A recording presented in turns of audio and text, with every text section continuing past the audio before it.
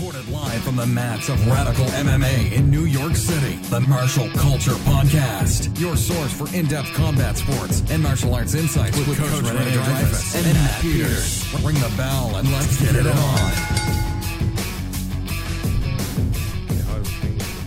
Technical difficulties. I can hear you. You can hear me? Yeah. I can't hear myself. You want to hear yourself? You love hearing yourself. He likes to hear himself. That's what my wife says. I can hear you. Said, Yes. There's nobody who likes hearing you talk more than yourself. All right, you guys talk and I'll fix it. So, Are we recording? we're recording, yes. All right. This is so professional. So I want to say it's great to have Gilson Olivera back on the podcast.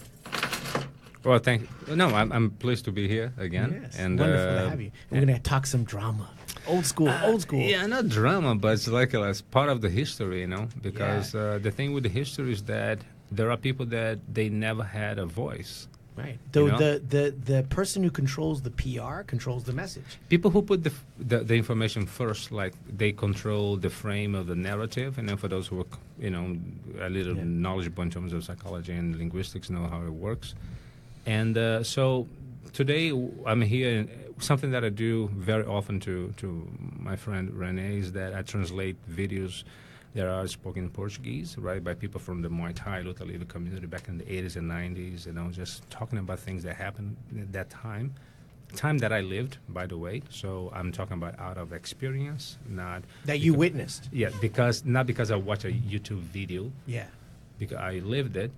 And I translate some things to him, and then we're going to talk about some things related to it. And I look forward to in the future as well, as you guys would like to, to do some translation to other videos as well that we currently have happening right now in 2018, with Marco Ruas and Rogério Camões, who is the strength conditioning coach for the Black House, with Carlão Barreto. He was talking some shit with Master Malibu. And about the challenge between Marco Ruas and Rickson Gracie.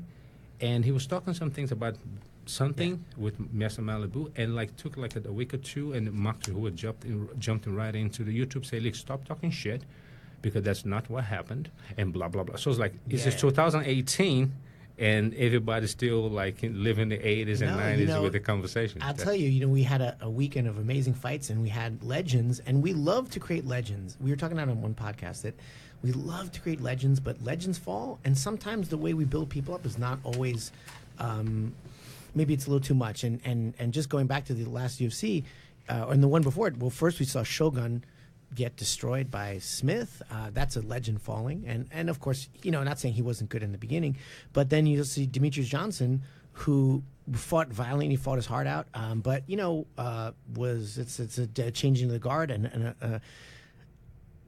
the legend fell. And but sometimes we want to create our legends. We want those. We want to rewrite history in our way. And it's great to have that voice into what you experienced in your perspective. But let's talk about the UFC. Matt, you watched the behind the scenes videos? No. I saw the UFC countdown before the fight, but that's it. Yeah. So Demetrius Johnson, not a legend in my book, because you don't think so? No. As far as fighting, a legend, fine, yeah. But he has an above ground pool. The guy's a millionaire. Get an in-ground pool, man. I need my legends. I need Hercules. I need my legends. You want the Conor McGregor? Yes, No. You know what? I love how grounded Demetrius Johnson was. I don't know. I would say I bumped into him on 34th Street here in New York on my way to the academy, and he and his wife were, I think, in New York for some publicity relations, something like that. And it was 8 in the morning, 7:45 in the morning. Sunday morning, and I bumped into him, and this guy is a famous guy, and he was so nice, so polite, and so fan friendly. And I just want to say, I said you're an inspiration. And then I had to go right after me, and this is 7:45 in the morning on a Sunday. He's walking with his wife, and he's giving up his personal time. He could have easily said, "Hey, guys, I just got to go." But there was someone after us, and he was very, very personable. And I didn't ask for an autograph, but that guy seemed to ask for an autograph or something. Just genuinely, really, really nice person. Someone who is at the highest levels of martial arts, but doesn't drink their own Kool-Aid to the point where they become a jerk. I've met a lot of fighters, and there are few fighters I met were as nice as he was. And I've met a lot of nice fighters. This guy was just such an awesome guy. I mean, he's just a great person. His pool only fits like 5 people. Come on. I can't get off the pool.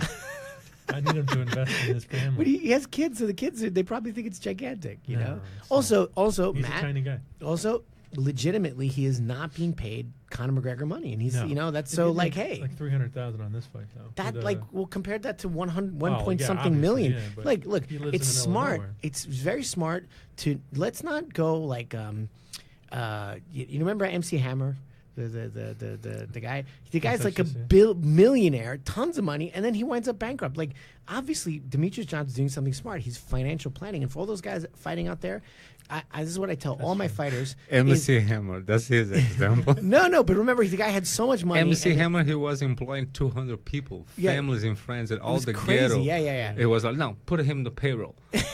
And then Yeah. the guy's taking care of his money was not paying the IRS. So IRS plus paying monthly like 200 people because just like, no, he's my friend. You know, he grew up with me when he was 7 years old, whatever. He's my buddy, whatever it is.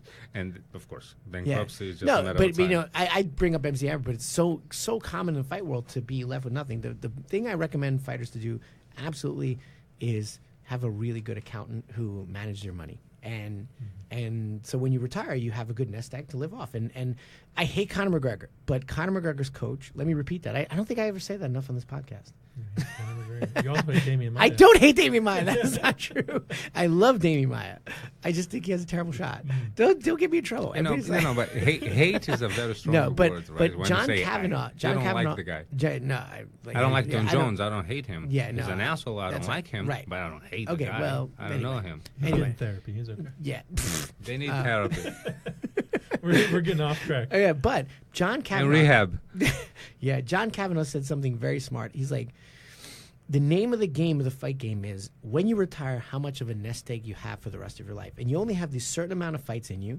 So don't blow all your money, and be responsible. I have a personal friend, and he was very smart that he made some money in the tech boom in the the late '90s and early 2000s, and not like bazillion amounts of money. But what he did was he invested. He didn't go all crazy and buy a Lamborghini. He invested it back. Was very responsible, and now he does. For the last 20 years, he has not had to work a day in his life. He has a great home. He does yoga, and he enjoys his life. And he lives a great lifestyle with his wife and child, and has no cares because he financially plans properly. So Demetrius Johnson, I'm sure, is you want to see the razzle dazzle. You want to see the Hollywood, but this guy is smart in a lot of ways, and he's probably has a bank account that is going to take care of himself for the rest of his life. His kids are going to be set up for life. Exactly. His wife is pregnant right now. Yeah. But But let's let's get off the let's fight. Get into the fights, yeah. So I got to talk about that fight and the TJ Dillashaw fight. We have to talk about this. Is just amazing night of fights.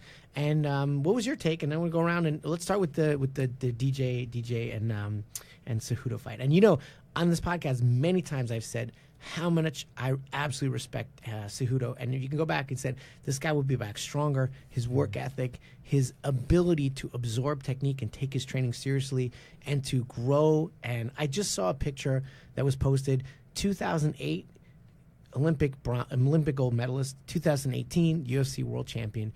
Man, this guy is just amazing. He's one of the very few people that have done both. Yeah. I'll say at the beginning, I don't think Cejudo will have the belt very long.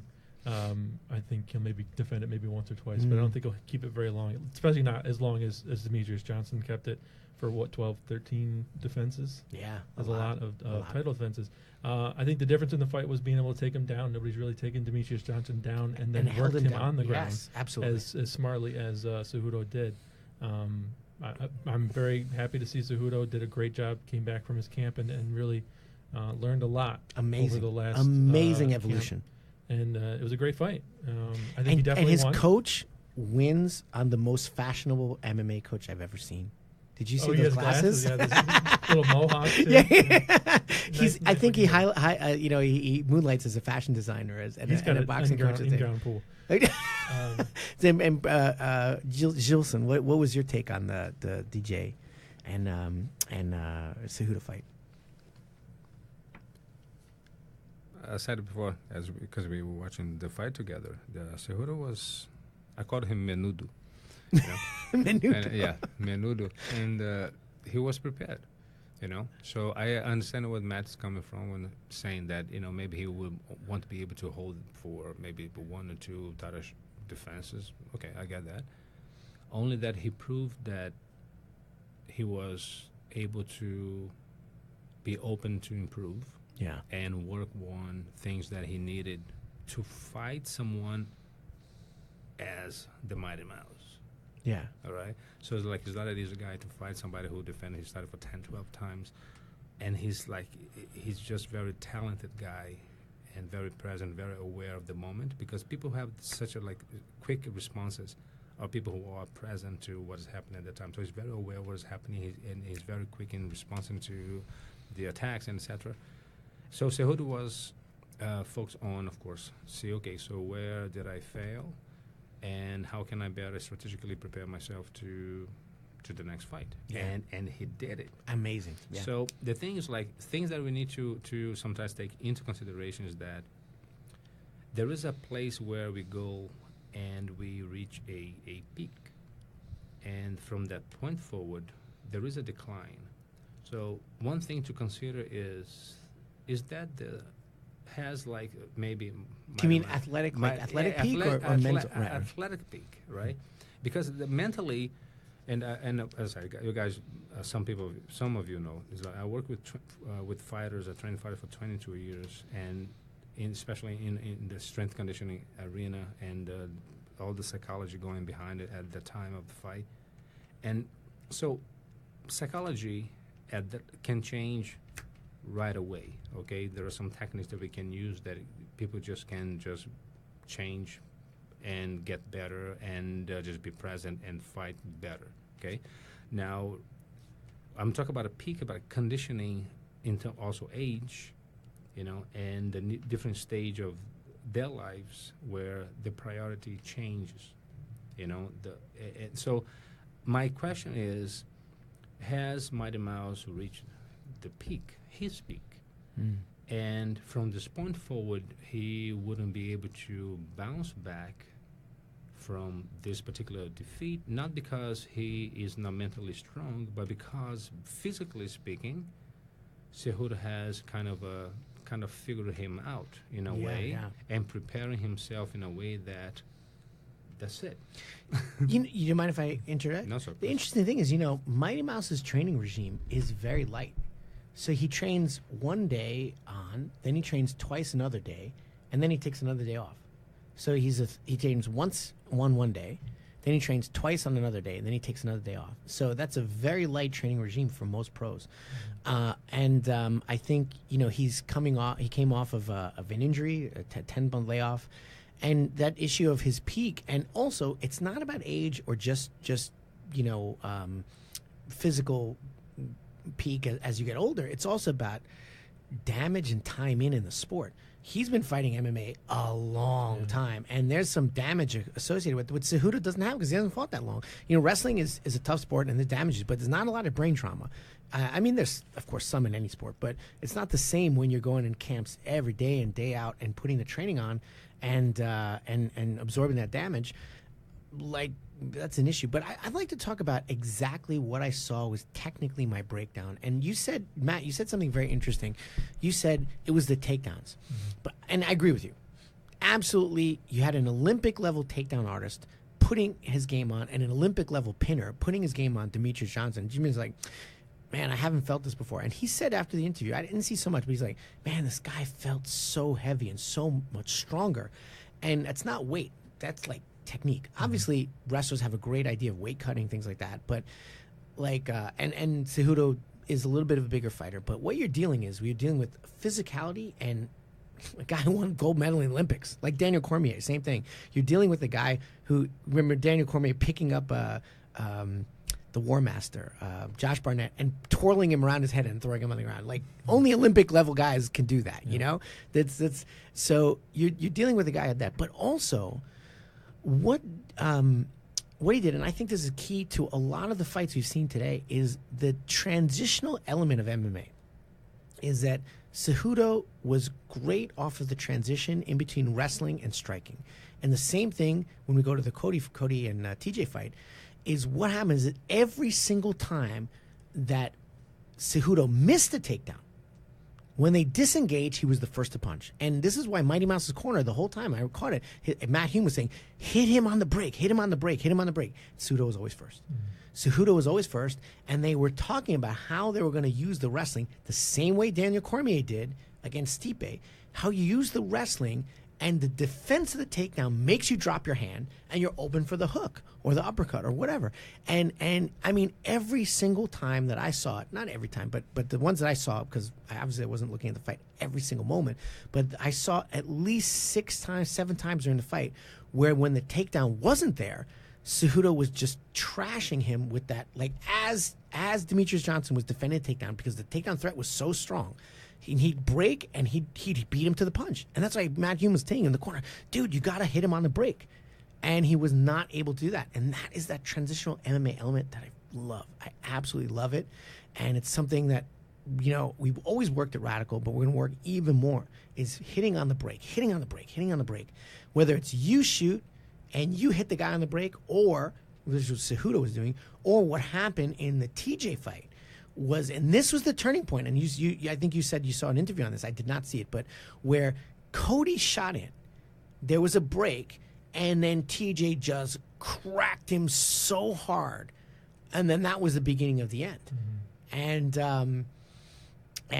So that's my take on the DJ fight. It was that he beat him with the takedowns, and he beat him with the threat of the takedown, and on the defensive takedown, he beat him there too, and his ability to nullify DJ's half guard was critical, because TJ's half guard, this is the first time I've actually, DJ's half guard, Mighty Mouse's half guard, there was some problems there. When you're dealing with a heavier fighter, you cannot play the traditional, what we call fundamental position, number 1 half guard, where you fight for the underhook. You must play what Elio Soneca Moreira taught me the few times I trained with him. He's a master half guard specialist. What he calls fundamental 2. We have to use a butterfly hook and use elevations. And when someone is heavy, you must get that hook in and elevate. And DJ did not do that, and he could not deal with that weight on top of him. So first he's like, man, if this guy gets me down, he's holding me down, and I'm having trouble getting up. So then he's like saying, man, I got to fight this takedown. So when he fought the takedown, then he's dropping his hands all like, I will not get taken down. Boom, he gets cracked. And he's so focused on not getting taken down that Cejudo's like, now I'm going to drop your hands. And it goes back to scared striker syndrome that I always say is when the grappler is much more a takedown artist. When he can put that fear of God into the striker drops his hands, and the grappler wins in the striking aspect. And not to say that DJ is a bad wrestler. DJ is originally a very, very talented freestyle wrestler, and he's great. DJ is great. Mighty Mouse is a great wrestler, but you're dealing with great, and you're dealing with Olympic level great. And not only is Cejudo Olympic level great, but he's considered to be, one of the best wrestlers America's ever produced. He's up there. He's a fantastic, inspirational figure for me, and technically just incredibly sound in what he does.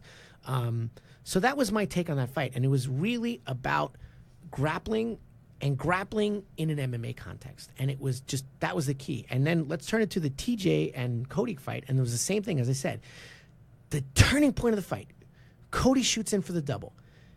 He gets pancake bumped, and then he comes back up. He comes back up with his hand down, and bop, he gets hit. And then from there was downhill. He got dominated with the knee, and he got put in spiral wrestling control, which is a wrestling position where the hand is around the body waist and you're just eating it, which is now statistically one of the most common finishing positions in MMA. And he's on all fours, getting controlled, and TJ Dillashaw is pounding his face. And what does he try to do? He puts both hands on the floor and tries to get up, just like he did the last fight. This is where the wrestling transition to MMA has to be changed. All he's trying to do is thinking wrestling. I can't be on my back. I can't be on my back. I got to get up. He gets up and he exposes his head to strikes because he's thinking as a wrestler, not as an MMA wrestler. What he should have done was Granby rolled over and gone to guard, or even given up side control, because he could have defended himself for the strikes more. But he's thinking wrestler, not MMA wrestler. And he lost the fight this way and the way before, both in the same position, because he cannot MMA wrestle rather than just wrestle. And you always say I'm critical of Damian Maia, that he's doing sport jiu-jitsu, not MMA jiu-jitsu. But this is, and I love Cody Garbrandt, but he's doing, in his wrestling, he's doing wrestling, and he needs to do MMA wrestling. And when he finishes a shot, when he comes up, he's got to come up with his hands up, not his hands down like a grappler. He's got to bring his hands up to ward off the strikes, and that was the turning point of the fight. But anyway, what was your feeling on the Dillashaw Cody Garbrandt fight? You always have a great perspective. So, well, I was sitting on my couch. No, nice perspective. It was a great fight. I think Dillashaw really proved himself to be a good champion. I think Garbrandt needs to go back and do a lot of homework. Yeah, and he'll probably come back maybe in a couple events. And he's great. He's a great fighter for sure. A third round with TJ versus Garbrandt. It's hard when, I know. Right? We'll say Dillashaw and Johnson. Right? Yeah, right. But yeah, I was really impressed with Dillashaw throughout the entire fight, and I watched the behind the scenes stuff, and I was impressed with his training as well. The funny thing is, like I was watching the fights with Professor Ken, and I was talking with Gilson, and we were talking about a lot of aspects of Cody Garbrandt's striking are actually technically better than TJ Dillashaw's. The same thing with, you look at technically, Daniel Cormier is not as good as technically as Stipe, and yet they came out with the win because they're winning in the transitions. It's not like, okay, you're a cleaner boxer, but it doesn't matter. It's like how you use the wrestling, boxing combined. Can I interrupt for a second? How do I get invited to these parties? Because Professor Ken and Gilson got invitations. Plus, I have to start training. No, this is a problem. I am so sorry. Let me say, 100% of the time, Matt, you are always welcome at my place to watch the fights. Right. The next one, we'll have you and your wonderful wife over, okay? Okay. My wife. And just to be clear, I'm not invited. Just show up. I got some food. Okay, so come in, and then I'm in. Food. Oh, okay. And just you just have to bring yourself, buddy. That's all. Okay. Going off what Renee is saying about the transitions, if you see the victory that Daniel Cormier had over Miocic, right? Stipe, yeah. It was out of a transition, and was. The left side was completely taken, like they're working on the hooks and whizzer, etc. And then he just like a very short right hand, like nothing, like very short. That's it. Yeah. But I would say like nothing, quote unquote, nothing. But this is a professional fighter, so nothing is relative, right? So it's like, but it just hits you like in a way that short, but very precise, and with all that power that and expertise to place exactly where it need to be placed, and that was it. So the transition is something that sometimes people do not put as much time as they should, because either there will be a transition from the ground up or from a quote-unquote Greco-Roman position, standing, but there will be a transition at some point throughout the fight. So the transitions are very important to be worked on, because they really can define the final result. Even somebody has more, more technically they are better, as Renee was saying before. The transitions can define the final result of any fight. Interesting. Yeah, no, absolutely. So yeah, it was two amazing fights, and just like the Miocic and Stipe fight, just like this fight, you saw every single fight hinged on the transition. But I want to take it back to some, because we haven't had a podcast in a while. We missed the Shogun Smith fight, which was sad. And on the other card, we saw two veterans who got shellacked. It was not just Shogun, and it was just a absolute. Shogun lost to a basic front kick to the face and a 1-2, and Teixeira, who I love Teixeira, but he was he faded in the face of a much younger fighter than Corey Anderson, and Anderson's pace was just the key to victory, and he just put him out.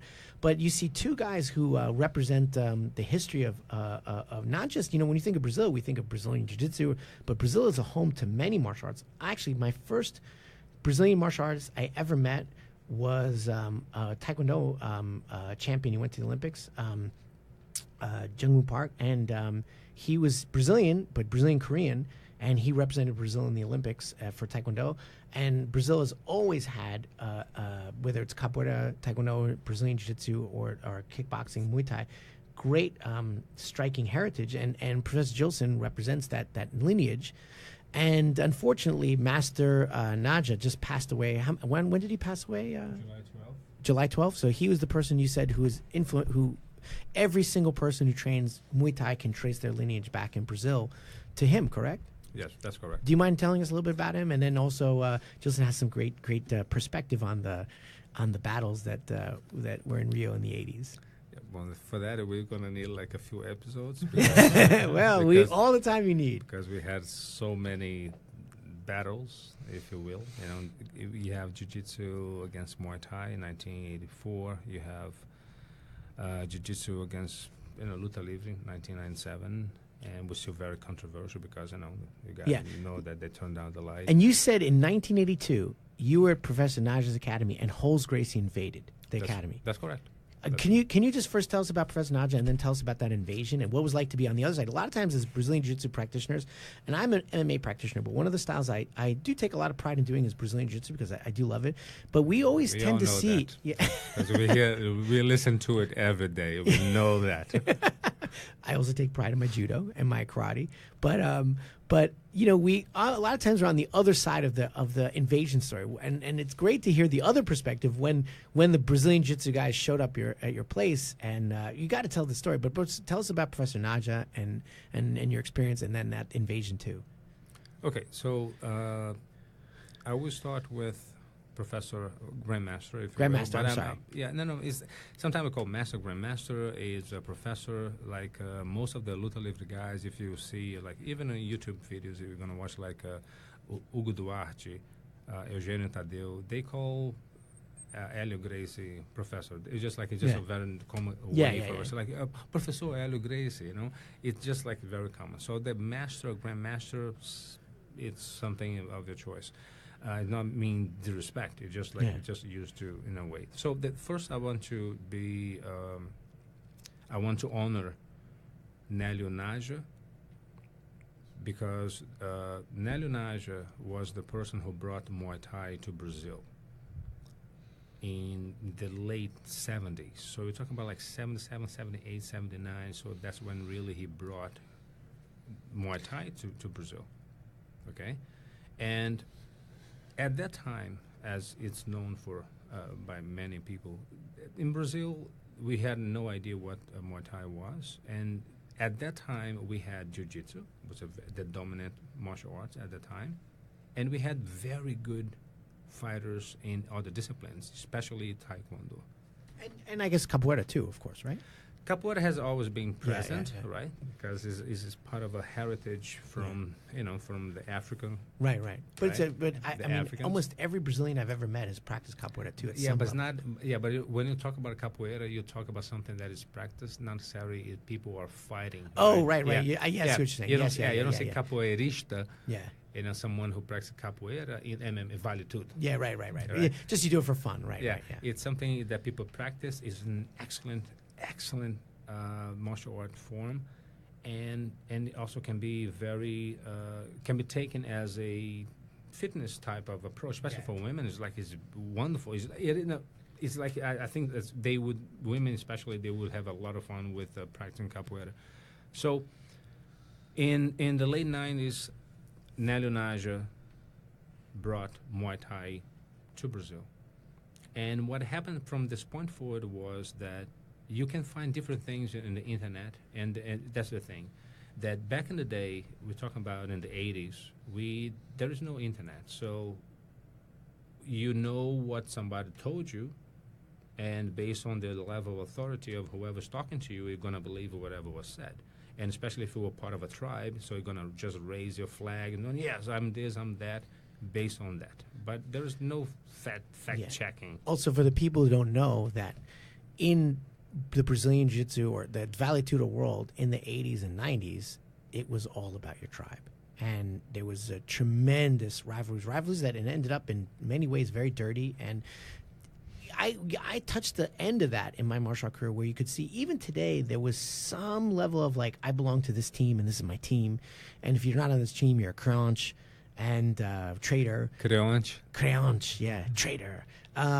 So we still have that a little bit, but back then it was crazy. When you were part of that tribe, it was life or death. It was your clan. It was almost like the old ancient days. You know, that was something serious, right? Extremely intense at the time. And so Nélio Naja brought Muay Thai to Brazil in the late 70s. And you're going to find different information on the internet. I'm going to just share what I know based on my lineage. And I know that he went to Curitiba, Paraná, south of Brazil. And one of the students that because he actually got in touch with the Taekwondo black belts at that time, he would like to teach them, just show them the new type of martial arts. And then he brought people like Flávio Molina, Luiz Alves, Wellington Narani, which were all black belt in Taekwondo and very known. And Flávio Molina especially, and I will speak more about Flávio Molina because he's a very important figure for me. He was known in '7 as the best Taekwondo fighter of Brazil, and he is part of the Hall of Fame in Taekwondo because he was that good at that, in the '7 especially. So he invited several Taekwondo black belts to show them the new art called Muay Thai. In Portuguese, we call boxe tailandês, which translate actually in Thai boxing, which is more of a European way that we call Thai boxing, is more European, which it has more to do with the Dutch Muay Thai, not the Thailand Muay Thai. But just to be clear, even though it translates into Thai boxing, what was introduced by Master Nélio Naja was the Thailand Muay Thai, not the Dutch. Okay, just to be clear. So from this point, once in Curitiba, Master Nélio Naja, he graduated a group of people. They were his first, let's say, class of black belts, where Flávio Molina was from Rio de Janeiro, where Luiz Alves, where Wellington Narani. They went to Rio de Janeiro, and Flávio Molina, Mestre Narani, and Nélio Borges, they started an academy called Naja Academy. Which is still around now, right? They have the thing back, even in like late 80s, they had more than 50 gyms, understand? So the gym that I was part of was in Largo do Machado, because I used to live in Glória in the 80s, and Largo do Machado was like 2 neighborhoods away. I would just walk to train. And at the time that I made mid-80s, when I got to Naja Academy, so Master Narani was the person really in charge. Master Flávio Molina, he was just changing gears in terms of his own personal life and career. He was a detective. He was a parachutist. He was the most decorated air rescuer in Brazil. And wow. And he was a fantastic example of a real martial artist. Inside the dojo, outside the dojo, everybody loved him. And he was a detective as well as a police officer. And so I come from this lineage from Academia Naja, right? So it's a Naja Academy in Largo do Machado, where Master Narani, who was a black belt from Nélio Naja, who's the one who was my first teacher in the Muay Thai kickboxing arena. Right. And so the people went to Curitiba. They were part of the lineage that eventually became Shoot the Box, right? That's correct. Right. Who is Hujamar's instructor? Hudamar from Nélio Naja. Nélio Naja. So that's where it goes. Hudamar Freire he's part of the first group of black belts from Nélio Naja. And then he was the founder of Shootbox. And he is. And so Shogun is a student, and Anderson Silva were all the students of Murilo. Yes. Chris Cyborg. Yeah. Vanderlei and Silva. And who was Pedro Rizzo's original coach? Marco Ruas. Marco Ruas. And who was Marco Ruas? Flavio Fernando Molina. Molina, yeah. So you see, so every major MMA fighter, and who? Do you know who? For the people out there that who just won, what's his name? Scarface. Jose Aldo is coached very often by Pedro Rizzo. So you see the linkages to this wonderful individual, even today in MMA today, that the striking in MMA today goes all the way back to this one individual. The That's lineage- amazing. I was at Professor Khan's school, and I was talking to one of his teachers, and he's a front shooter boxer, but Yeah. he's from a different lineage, right? So it's because there are the Rio de Janeiro, and there is Paraná, Curitiba. Yeah. So when you talk For about people who don't know, that's a long way away. It's Brazil a- is a big country. yeah, it's countries. So things like Rio is southeast Brazil, and Paraná is south. So they are not. They are far apart. Yeah.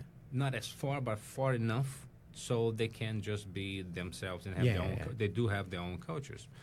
So when it comes to Rio de Janeiro, Nélio Naja brought to Brazil. Flavio Molina brought to Rio de Janeiro. Flavio Molina was the Man. representative of Muay Thai in Rio de Janeiro. And he was your main coach. No. Oh, Narani. Narani Yeah, was sorry. my main coach. So and the invasion was at Master Narani's academy. At that time, when they opened the school, it was Flavio Molina, was Nélio Borges, it was Wellington Arani. So they opened the school.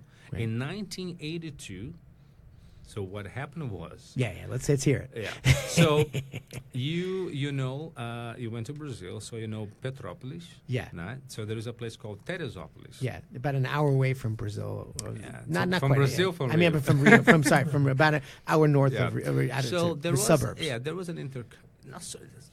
I'm not going to say Okay. suburbs. No, this is like up. It's like saying upstate New York. Yeah, upstate New York suburbs. Right. Okay. Whatever. Yes. Yeah. Queens suburbs. Okay. Right. All right. So all right. So talk about mountains like Área Serrana. We call it Área Serrana, meaning there is Serra mountains and hills, etc. So there was some encounter, okay, between some jiu-jitsu practitioners and some Muay Thai practitioners from Naja Academy. And the people involved were Charles Gracie, Charles Gracie. yeah. And he was slapped in the face by Mário Dumar, which was one of the students from Naja Academy. What was the reason for getting slapped in the face? You don't need, when you're a teenager, when you're a teenager, you don't need any reason to slap So anyone. it's Charles Gracie. All right. He was slapped around, Yeah. and then he went back home. He cried a little, and then the Grace family, as is Grace, so yes, we're gonna get revenge, which means we're gonna get there and we're gonna get back to them. We're gonna have our pride, our honor back, this kind of stuff. So what happened was, this happened in 1982. This was a time when there was I think the World Cup was happening. There were some people playing football, etc. So it was not busy at the time. Only that they showed up, and you can see this on YouTube. I can translate to you guys. Oh, so And there's a video of this.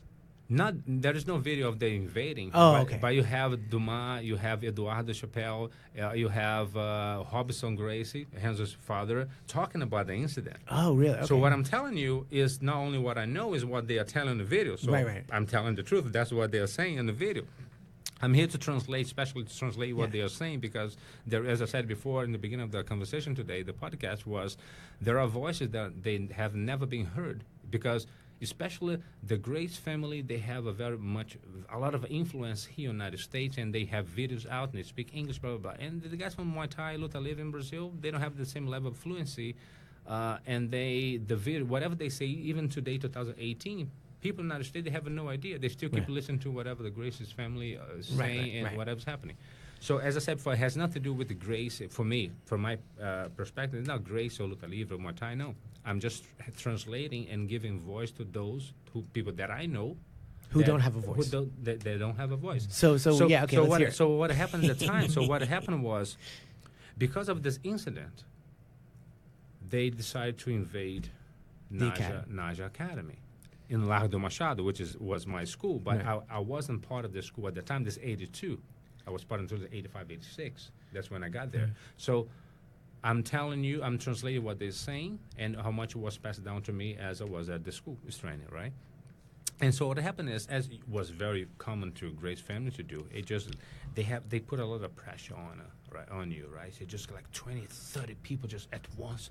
And if you're not really experienced with caixa grossa, as we say in Portuguese, like in Rio especially, it is like really experienced fighter. You go like, whoa, you feel the pressure. Casca grossa means hard skin. It means like a Brazilian Portuguese way of saying tough guy. Like you're like street fighter. Yeah, you're scarred guy. You're scarred. You have the tongue fibrous tissue there, and then you can take the pressure.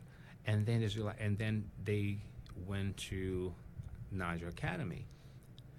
Who was leading? Hose Gracie was leading. Hose Gracie. Hose Gracie was who, leading. Who, for people who don't know, Hose has actually passed away in a hang gliding accident. In but the he's same year. Hickson Gracie's teacher. In and the same considered year. one of the best jiu-jitsu practitioners ever. So Hose Gracie is the one leading the party of this about 25, 30 people. The thing is that they went in the afternoon while what is happening was kid taekwondo classes. They didn't go at night when they knew there would be Muay Thai fighters there. And adults. They went, was by lucky, maybe, but what I'm telling you, they went there and it was only like taekwondo kids and their parents and probably 5 people from structures like Flávio Molina, Mário Dumar, Eduardo Chappelle, or Chapel, depending on how you can pronounce it. Rubens Negão, that he used to sleep in the academy. So like 4 or 5 people, and they got like 30, right? And they just like stormed into the place, and then host talking to Eduardo, say, listen, I came here to talk to Flávio and Mario because I have something to deal with Mario because he did this and that, and then Eduardo went upstairs and said, Flávio, because it was in a different floor. So Flavio, there was some people from the jiu-jitsu that wanted to talk to Mario and etc. And then Rose just stormed the school with everybody, with the class taking place. That's rough. Do you understand? Yeah, but that's the things like all this samurai code, bushido. Sounds great, but in the 80s and the 90s, doesn't matter who you're talking to. This was not there, all right? It's like it looked more like a bunch of just a gang. It's a gang, a bunch of thugs, whatever. Either side can be the Muay Thai, Muay Thai, Jiu-Jitsu is the same thing. But Jiu-Jitsu was very common to just invade people. Grace family was very known to just invade places. And then they took the place, and then someone from the Jiu-Jitsu, I'm translating what the video says, and he said, I don't know, who is going to stay, stays, and whoever wants to leave, lives now. And then all the kids and the parents just get out. Of course, they were scared. And then you have like 25, 30 people against probably 5 guys from the school. They were there. And then Flávio Molina said, listen, guys, if you want to have like a vale tour, one-on-one stuff, that's fine, that's okay. But please do not respect, it's my academy, do not respect, you step on the mat on your shoes, you're respecting my place, so don't do that. But I'm telling you guys, when it comes to the 89s, Grace is not the Grace that you know. You understand? There is no like what you know. I'm gonna leave at that. Okay. So, and Hickson was there. Really? Yeah. And Hobson Grayson says in the video, Hickson was there. But Hickson is like probably in 24, so he knows what he's doing. So all this, as I said, all the Bushido stuff is like it goes out of the window when it comes to honor stuff. Anyways, so that's what happens. Hose challenges Maida Dumas, who was the guy who led Charles, and they started fighting. Halfway into the thing, Hose put him down, passes the guard, take his back, and then go for a rear naked choke. Until there, just one-on-one. And then Maida Dumas thought, okay, you know what? I'm just going to stick my thumbs in his eyes. Because I'm defending myself, right? I'm just right. And they were like, so once he did, so Ho started screaming, "Arr!" And from this point forward, everything hell broke loose. Holy shit! So now you have 25 guys, just like beating, kicking, punching, cabeçada, just like head banging, like, and then like Mario Dumas was bleeding all over the place. Everybody's like really in a bad shape overall because the number of 25 versus 5.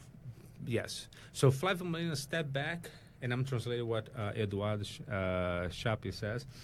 He started like, he had some weights, in the room. He started like tossing some weights, into the jiu-jitsu guys, And back in the day, it's like, as you said before, René, it's like I answered a Hene too. Yeah, it's like really a tribe thing, right? Yeah. And they picked Mario Kuma up and went to the window to toss him out of the window. And this is the second floor.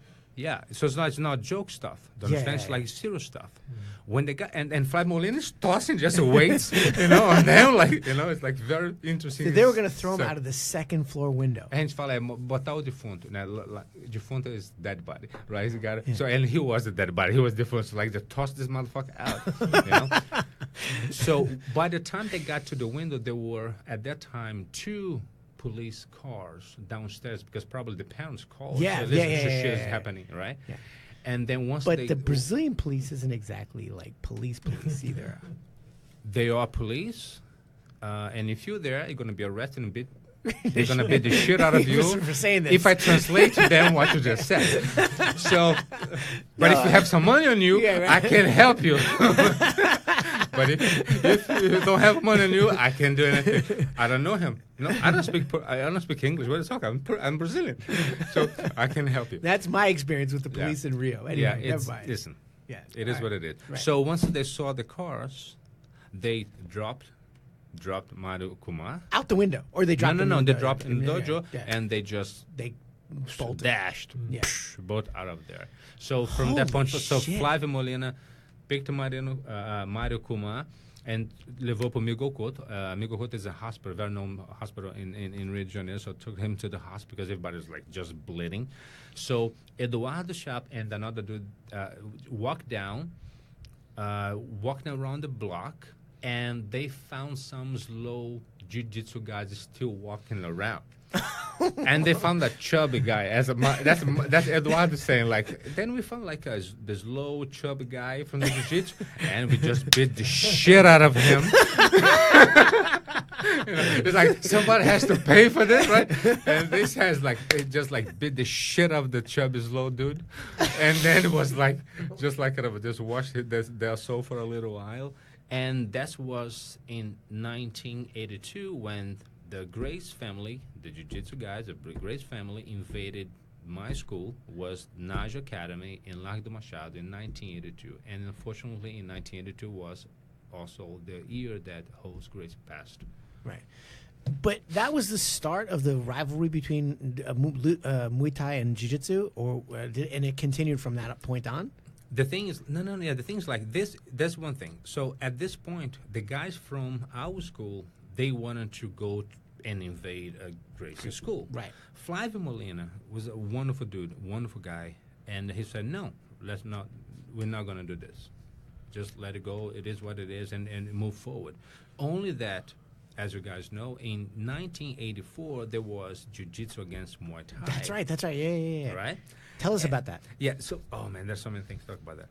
So the thing is, like, there are several like piece of information when it comes to what happened, how it came about, and there was a lot of story that actually just like to sell magazines were not really what happened. There was a rivalry. They say like, Molina went to a newspaper and said this, like Hot, as I mentioned on YouTube, he's talking shit, and he's saying that Molina challenged Rickson and this and that they could do this and that, and that's a lie. That's totally a lie. That's a lie. Okay. But so, Molina never really challenged. Rickson has always been a Marcos, who was an Hugo Duarte thing, has never been ever with Molina. The thing was Muay Thai against Jiu-Jitsu, because until that point, Jiu-Jitsu had always been dominant. Right. So the idea is, okay, so if you're going to put together a tournament, and as far as I'm concerned, Robson Grace was the one who got in touch with Molina for the challenge through a Alex Professor Alex was a kung fu guy who got in touch with him to put the things together. As far as I'm concerned, I'm not saying I'm right. I'm saying as far as I'm concerned. As far as you know. Yeah. Robson Gracie was the guy who got in touch with Molina to put together this event through a kung fu professor called Professor Alex at the time to put together this event. And they started just pairing up. This is 84, and it was how many fighters against how many fighters? So we had like 4-4. 4 and 4. Yeah. So 4, yeah. Who were the fighters? So we had Marcos Ruas, Eugenio Tadeu, Molina, and on the Thai, Muay Thai, yes, and let's see, who's the other? It's off my head right now. And you said Eugenio Say, Tadeu, yeah. so he was Muay Thai, and was he both representing Luta Livre or Muay Thai? Or No, both? the thing is that by the time in '84, Eugenio Tadeu and Marco Ruas, they had been training Muay Both. Thai with Flavio Molina. Yeah. But they both really were coming from Luta Livre. And Taekwondo, right? Yes. Yeah, yeah. That's the thing is like... Who as Marco Suas was originally a Taekwondo guy. So the thing is like, we don't know how much time they spent doing something, right? A particular discipline. So yes, they had some but Eugenio Tadeu, he had always been like a Luta Livre guy. Yeah. Right? So, and Max Ruas as well. So like, they used to train with, if I'm not mistaken, with Bruno Selli. Carlos Bruno Selli. For those guys who don't know, Marco Suas was in one of the early UFCs too, and the winner actually, of UFC 7. yeah, he's like the first guy to do a heel hook in the UFC, I think. And Pisada, Stomp. A stomp, yeah. The UFC 7, so like 9-5. Yeah. Right. So the whole thing in '84 was we're gonna match Flavio Molina. He matched with Marcelo Betting, was a black belt Under Hickson. You had Marcos Ruas fighting Pinduca, who was a very known jiu-jitsu fighter at the time and tough guy. You had Eugenio Tadeu contra Renan, I think Pintanguinho, Pitangs. And then I think there is, I think it was Hickson. Casemiro. I don't know if it was on the same '84 match, but there was. I'm not sure if it was Hickson, but there was another guy. If you Google, you're gonna find it because I'm just talking out of what I know can access right now in my head. And so the whole thing with this the '84 was Google something like a Valetudo 1984 or Muay Thai versus Jiu-Jitsu, something like this, and you're gonna get something. And so Pinduca fought Marco Ruas. Yeah, who won? With draw. A draw. They gave draw. Eugenio Tadeu won. Flavio Molina against who? Lost. Who? Eugenio Tadeu? Yeah. Renan Pitangui, Renan Pitang, something like this. And you can find this on the internet. So the thing that happened at the time on the '84 is that. Yeah, I got it here. Pinduca versus Marco Ruas Part 1. Yes. I'm going to post it on the webpage. You can see it. Oh yeah. Yes. This is good. This is really good. So the whole thing is like what you see on YouTube. It's the problem with the YouTube videos is that everything's so edited out. Yeah. And then so whoever posted first, they kind of control the narrative. So everything that you watch Flavio Molina fighting Marcelo Betting is highly edited. All the advantage that Flavio Molina was having in the beginning, they added out because they're favoring the jiu-jitsu, right? And Hélio Vigil, who was the referee of that fight, he was a jiu-jitsu practitioner, so he was totally biased on that fight, favoring Marcelo as much as he could at the time, including when the guys from the Muay Thai tossed the towel so they would just stop the fight. You know what he did? He just he picked up the towel, he wiped his face and tossed away, and just let the guy Marcelo keep beating Flavio Molina with something that Eugenio Tadeu says, because the order was just get as much damage as you possibly can because the guy's the poster boy of the Muay Thai here, and we gotta make a point, right? So then, he was like a piece of shit as a referee because he was highly biased, and they just allowed an athlete and a fighter to be hurt because of the bias. So in the end of the event, it was seen as a draw overall.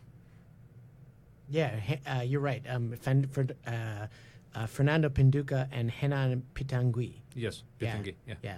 And So there's an article all about exactly what you're saying. There are several. Yeah, I'm reading the article right now, and it's actually everything, Gilson, that you're saying is exactly documented in this article. What you guys listen to the podcast knows that I'm sharing with you guys what I know, not what I'm reading here and there. So, like sometimes people go to podcasts and they do a lot of research and they sound like they really wise, they know what they're talking, but that's because they watched a video or read an article.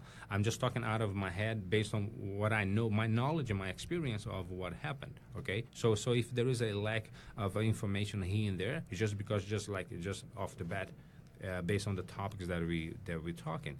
So in the end, most important at that time was considered a draw between Jiu-Jitsu and Muay Thai. Yeah.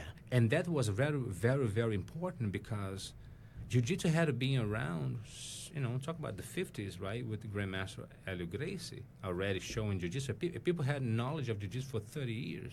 And now this new group of people calling Muay Thai guys who had to be basically, at that point, they had been like training for 3 years top. And they draw with the guys who had been around for 30 years. Yeah. And that was a big victory for and Muay Thai. Eugenio Taddeo knocked out Pitangui. He knocked him unconscious, it says. Yes, it was more of a TKO than actually a knockout. Yeah, but I mean, they're talking to people who didn't have the same level of lineage of training. I mean, jiu-jitsu was established since 1920s, and this is newer, and they're doing so well. Right. Yeah. So I'm just taking from the 50s with Grandmaster Helio Gracie. Yeah. So like they had like 30 years, 40 years being known as the dominant martial arts discipline, and then comes the new guys that had been around for overall in Brazil 5 years, and this group had been training probably together for 1 year or two.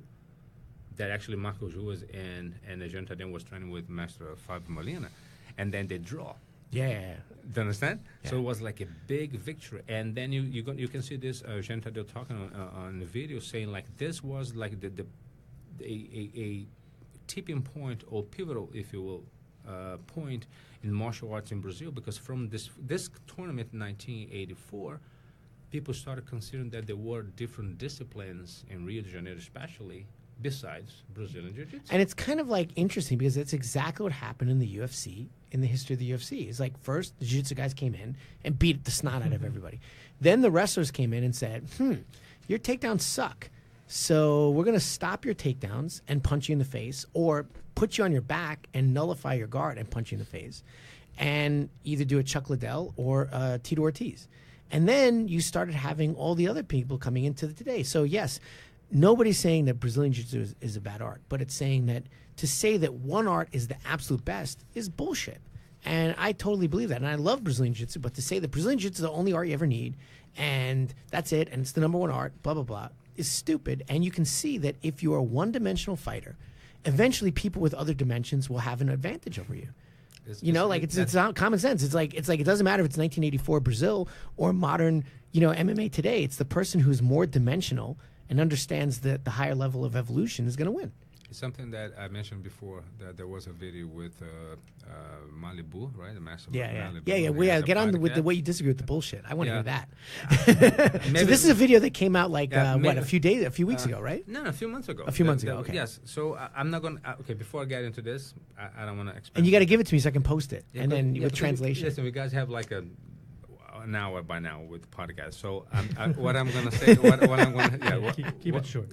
Yeah. So what I'm going to say is this: when it comes to at that time in '84, it was a pivotal moment for disciplines overall in Rio de Janeiro, and the rivalry happened. And there are so many things that we can be talk right now in terms of who invaded who, when. And it happened throughout 80s and 90s, and I can share my experience because I was there. I lived that. I lived those invasions, okay? So, and I trained some, and I was trained by people involved in all this conversation. I met many of them and became friends or acquaintances, some of them. Like Walid Ismail, for example, right? I love Walid Ismail, he's a great guy. And so there was something that in the video that I mentioned was January 2018, if I'm not mistaken, that Malibu and Rogério Camões was talking about this. Malibu is a student under Rickson Gracie, by the way. And Malibu said, the problem with Brazilian Jiu-Jitsu, the sport Jiu-Jitsu especially, is that everybody adapted to Brazilian Jiu-Jitsu. And Brazilian Jiu-Jitsu didn't adapt to anyone. That's a great point. That was his perspective. Totally amazing. And Malibu is a master. He is a real... That's a great point, and that's true. So based on what you just said, that's the things like there are phases that we go through, right? There is an evolution of everything we do. People will come up with ways to deal with you, strategically speaking, right? Some new movements, some new striking combinations and strategy overall. So if you are the dominance there was in 1903 in the first years of the UFC in the Jiu-Jitsu was very clear. Once that is people started adapting to it, then you see clearly as the years progress, the UFC progressed, that the dominance was lost completely. And based on what Master Malibu said, is exactly what else. You still think that you are as dominant as you were, and you were not. Yeah. I will tell you, I helped one person get ready, and he was a very high-level sport jiu-jitsu competitor, and he said, and this was not so long ago. This is, a little more than 10 years ago. And he said, I don't need to know striking. Royce Gracie proved UFC in the UFC that all you need to win is the UFC is jiu-jitsu. And I'm like, boy, you're gonna have a bad day. And I won't say who that is, but it didn't work out for him. So it's like, to be honest with you, it's like I was joking with myself, like in my head. You talk to yourself sometimes, and I was like, you know what? Sport jiu-jitsu is the new karate. The new taekwondo. I was gonna say karate, yeah. because I'm black belt in karate, so I can talk shit about my tribe. You guys can't. So it's like it's like the new karate, but which is also can be taken to any other discipline. Like it's the new like karate or the new taekwondo, but the new karate in the sense that you have a black belt in a particular discipline. It's a martial arts discipline, and you live in your little world, and you think that you are the shit. Because you live in your little world, not competing outside that comfort zone. But once you step out of it, then you're going to see that you are not the shit. You are shit. I love that. You're not the shit. You are shit. You are shit. It's like there was a meme with Obama and Trump. And Obama's like, when you know you are the shit. And then with Trump was when you know that you're shit. So it's like exactly that's what I got from.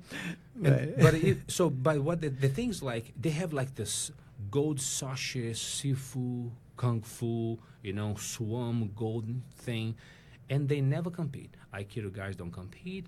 Kung fu, no, because we are traditional martial arts, we don't want a competition. No, because you suck. You can fight for shit. Yeah. And jiu-jitsu is that world then? You can only, that's the thing, you can only fight people on the street that don't know how to fight. If you fight someone who knows how to fight, then you're gonna fucking lose, because this is outside what you know. You're gonna go like, and I'm Brazilian, so fuck it. So it's like, the Brazilian takedown, it sucks.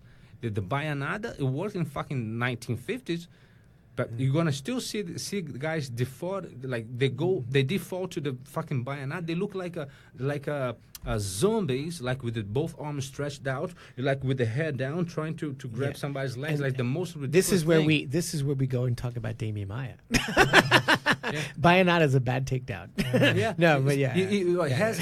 It works. That's the whole thing. It's like it works against somebody. For Damian Maya. Yeah. Right. It works against someone who doesn't know how to fight. Exactly. Right. So like you have a huge reputation of a particular discipline in Rio being that was created against getting in trouble in the street against people who don't know anything, no better, right? And of course they have they have credit. Only that at some point they stop progressing and evolving. Absolutely. And so, And I think that happens to every martial art. You know, and every martial artist. You know, you if you're not careful, you sit on your laurels and you stagnate. And you have to. That's why MMA is so great, because it says, okay, DJ, you think you're awesome? Guess what? Here's this next guy who figured you out. You better come and evolve. If you don't, goodbye. And there's no bullshit. It's like either you evolve or die. And that's great. Gilson, I want to say thank you so much for this great thing. Much. We're going to have part 2 where Gilson talks about the luta libre and his experiences, personal experience with the luta libre fighters and their and you were at the fight with in '97, right? Yeah, Tijuca Tennis Yeah, Club. yeah. You were at the where Renzo Gracie was fighting and Eugenio Tadeo. yeah, the big controversy. We're going to talk about that one next time we have Gilson on. Okay? Yeah, we have, and then we also can have we're going to talk about Rickson against Marco Ruas. Oh yeah, we talk about when that one. Rickson, when Grace family invaded the Boqueirão club. All right. Wait, I've never heard of that one. I like invading yeah. places. Oh yeah. Yeah. Okay, we got to hear. We got to It's talk part about of the that. culture. They Okay, just got it. invade All right. things. Thank you so much. And Matt, anything to No, close up? Thanks everybody for listening. No, this is great. And, you know, a lot of times I like to talk about the ancient history of martial arts, but sometimes it's good to know our more recent history. But also, I think there's a great saying that the victors are the ones who write the history books, and it's not just the victors, but it's also the PR masters write the history books, and we have to give a voice to some of the people who have a different perspective on that, and it's great to have Gilson here showing the Muay Thai and the Luta Livre perspective that he grew up in Brazil. And I'm going to post the articles that I found about this, and also the fight video of Pinduka, who I actually Mr. Pinduka is someone I really respect as a fighter. So it's no disrespect. And because you talk about Master Pinduka there, I just want to say the last comment is going to be Professor Flávio Molina when he fought Marcelo Bering. Yeah. He had a busted knee completely. He completely torn his meniscus, and he asked the fight to be postponed, and it was denied. So at the fight, he was completely done with his knee. He had like several cortisone Injections. shots to be able to. And depending on the video that you watch, you can see that he kicked with his right leg, and you can see he's already limping right away because he's in pain, and he got to be switching base all the time to keep fighting, and he was denied. And in 1988, he goes live on TV and say, listen, I'm not the kind of guy who can challenge people, because they did all the time this. Okay, guys, so let them know. So, and then he challenged Marcelo Bering again to fight. And Marcelo Bering said, okay, so I'm going to talk to my master, Rickson Gracie, and we're going to see what's going to happen. And then you see Rickson Gracie in the videos talking, I don't know what flag he's raising right now, because I know that he's learning luta livre, which he lied. He said he was teaching, he was learning jiu-jitsu, was lie. He was only trained luta livre, free wrestling, and Greco-Roman, so it's a lie. And they never gave the opportunity for them to fight again. But he went in 1988, which is 4 years later, when he was feeling better again. You know what? Let's fight again, and then we can fight. And they never get the opportunity. So, And he lost that fight, but you said it was a very tough fight. It wasn't like a short fight at all.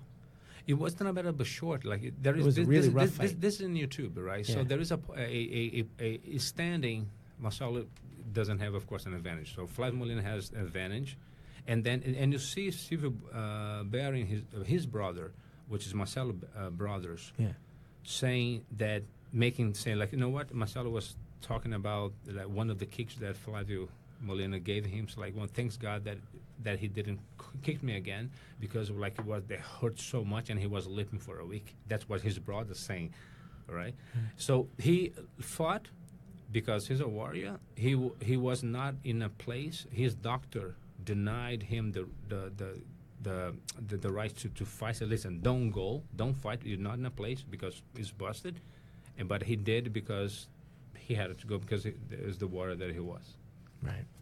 Anyway, and then still was a tie. It turned out to be a tie at the end. No, Right, yeah. Marcel Berger won. No. I mean the whole event. The whole event. Yes. Yeah. Anyway, but thank you for that perspective, and we'll continue that in the next podcast. But we'll post all those videos of the fights, and we can learn a little bit about the history of Rio in the '80s, and it's really fascinating. And if you guys have any suggestions, any videos that you guys watch in Portuguese, right?